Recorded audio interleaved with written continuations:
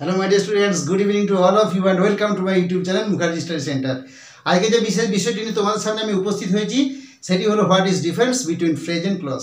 Phrase এবং ক্লজের মধ্যে পার্থক্য কি আমি তোমাদেরকে দেখাচ্ছি, তোমরা দেখে নাও। দেখো ফ্রেজ, দেখো এখানে আমি দেখিয়েছি ফ্রেজ প্রথমে দেখে নাও PHRAC। ফ্রেজের বানানটা প্রথমে তোমাদের জেনে নিতে হবে, PHRAC ফ্রেজ, এবং ক্লজের বানান হলো CLAUSE ফ্রেজ এবং ক্লজ। যদিও এই বিষয়গুলো তোমরা সকলেই জানো, ফ্রেজ এবং ক্লজের বানানগুলো জানো। তো এদের মধ্যে যে পার্থক্যটা কীরকম হয়ে থাকে সেই বিষয়টা তোমরা একটু দেখে নাও। দেখো ফ্রেজের প্রথমে বলছি, দেখো এই যে ফ্রেজের বাংলা অর্থ কি? ফ্রেজের বাংলা অর্থ হলো শব্দগুচ্ছ। ভালো করে বুঝে নাও, ফ্রেজের বাংলা অর্থ হলো শব্দগুচ্ছ, এবং ফ্রেজ বা শব্দগুচ্ছের মধ্যে সাবজেক্ট এবং ফাইনাইট ভার্ব থাকে না। ফ্রেজ বা শব্দগুচ্ছ যেটা, তার মধ্যে কিন্তু সাবজেক্ট এবং ফাইনাইট ভার্ব থাকে না। 3 নম্বর পয়েন্টে কি আছে? এই ফ্রেজের নিজস্ব অর্থ থাকলেও পরিপূর্ণ অর্থ নেই। অর্থাৎ ফ্রেজটার নিজস্ব অর্থ আছে, কিন্তু যতক্ষণ না পর্যন্ত একটা সেন্টেন্স বা বাক্যের মধ্যে ব্যবহৃত হচ্ছে ততক্ষণ পর্যন্ত এর পরিপূর্ণ অর্থ প্রকাশ পায় না। কিন্তু নিজস্ব অর্থ আছে, কিন্তু একটা সম্পূর্ণ অর্থকে প্রকাশ করতে পারে না।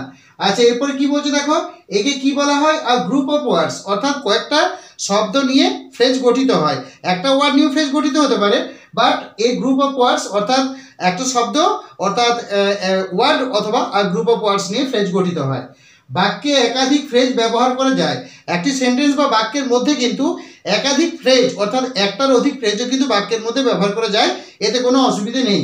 একটা উদাহরণ দিয়েছি, দেখে নাও। উদাহরণটা কি দিয়েছি? In the field. In the field এটা কি ফ্রেজ? কেন না সাবজেক্ট এবং ফাইনাইট ভার্ব এই ইন দ্য ফিল্ডের মধ্যে নেই, সুতরাং তার জন্য একে কি বলা হচ্ছে? ফ্রেজ। কারণ ইনটা হচ্ছে ধরো প্রিপোজিশন, দাটা হচ্ছে আর্টিকেল, আর ফিল্ড হচ্ছে নাউন, সুতরাং এর মধ্যে কোনো সাবজেক্ট এবং ফাইনাইট ভার্ব নেই, সুতরাং এটা হলো ফ্রেজের উদাহরণ। নিশ্চয়ই বুঝতে পারলে। এরপর দেখো, এরপর ক্লজের বানান বললাম CLAUSE ক্লজ, এটা হলো ক্লজের বানান। এরপর দেখো ক্লজের বাংলা অর্থ কি? ক্লজের বাংলা অর্থ হলো খণ্ডবাক্য, এবং এর মধ্যে কি হয়? 2 নম্বর পয়েন্টে সাবজেক্ট এবং ফাইনাইট ভার্ব থাকে। সবসময় মাথায় রাখবে, ক্লজ বা খণ্ডবাক্যের মধ্যে সর্বদা কিন্তু এই সাবজেক্ট এবং ফাইনাইট ভার্বকে থাকতে হবে, নাহলে কিন্তু ক্লজ হবে না, ভুল হয়ে যাবে। তারপরে কি বলছে দেখো, পরিপূর্ণ অর্থ প্রকাশে সক্ষম। অর্থাৎ একটা ক্লজ বা খণ্ডবাক্য কিন্তু পরিপূর্ণ অর্থ, বাক্যের মধ্যে পরিপূর্ণ অর্থকে প্রকাশ করতে সক্ষম হয়। তারপরে কি বলছে? একেও আ গ্রুপ অফ ওয়ার্ডস বলে। অর্থাৎ এই ক্লজও কিন্তু কয়েকটা শব্দের মিশ্রণে তৈরি হয়। অর্থাৎ তার জন্য একে বলা হয় কি না আ গ্রুপ অফ ওয়ার্ডস। ঠিক আছে, ক্লজকেও কি বলা হয়? ক্লজকে কি বলা হয়? আ গ্রুপ অফ ওয়ার্ডস। ফ্রেজকেও যেমন আ গ্রুপ অফ ওয়ার্ডস বলা হয়, তেমনি ক্লজকেও কিন্তু আ গ্রুপ অফ ওয়ার্ডস বলা হয়। নিশ্চয়ই বুঝতে পারলে। বাক্যে একাধিক ক্লজ বসে। বাক্যের মধ্যে যেমন একাধিক ফ্রেজ ব্যবহার করা যায়, তেমনি বাক্যের মধ্যে কিন্তু একাধিক ক্লজও ব্যবহার করা যায়, এতে কোনো অসুবিধে হয় না।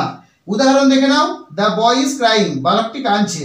তাহলে এখানে দ্য বয়টা দেখো সাবজেক্ট, আর ইজটা হলো ফাইনাইট ভার্ব। সুতরাং যেহেতু বাক্যের মধ্যে সাবজেক্ট এবং ফাইনাইট ভার্ব আছে, সুতরাং ইহা একটি ক্লজ বা খণ্ডবাক্য। আর যেহেতু এখানে এই ফ্রেজের মধ্যে কোনো সাবজেক্ট এবং ফাইনাইট ভার্ব নেই, সুতরাং ইহা হলো কি না ফ্রেজ। সবসময় মাথায় রাখবে, এই ফ্রেজ বা ক্লজের মধ্যে সবচেয়ে মোস্ট ইম্পর্টেন্ট যে পার্থক্যটা, সেটা হলো যে একটা ক্লজের মধ্যে তার সাবজেক্ট এবং ফাইনাইট ভার্ব অবশ্যই থাকবে এবং কমপ্লিট মিনিং থাকবে, এবং ফ্রেজের মধ্যে অবশ্যই সাবজেক্ট এবং ফাইনাইট ভার্ব থাকবে না এবং তার কমপ্লিট মিনিং থাকবে না। যাই হোক, আমি এখানে ভিডিওটি শেষ করলাম। তোমাদের সকলের প্রতি রইল শুভকামনা। ধন্যবাদ।